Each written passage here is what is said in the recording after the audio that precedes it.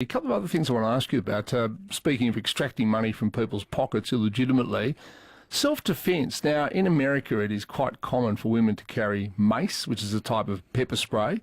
Obviously, in different states of America, it's quite common for people to carry guns as well. Now, I don't think we're proposing to go back to that, but we'll go to that here. But what about, civilian cans of pepper spray to ward off robbers and muggers? Do you think we should be allowed to do that? Absolutely. It's one of the things that I talk about quite regularly. What happened in 1996 with the changes to the gun laws wasn't just about guns.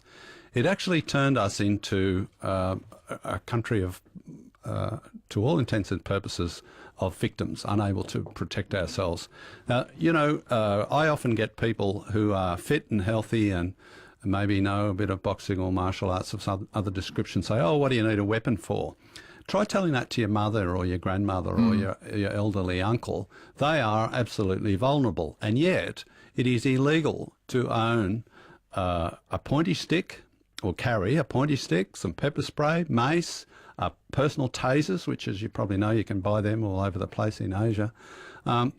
All sorts of non-lethal things which would potentially ward off an attacker, a mugger, or someone who's doing you harm, or even a home invader for that matter. See, I've bought a torch which looks like a small baseball bat, and it's a very bright light, and I think shone at close range would probably blind someone. Well, it wouldn't blind them, but it would stop them doing from what they were doing. But actually, it's essentially a club in the shape of a torch. Now, it's legal because it's sold as a torch.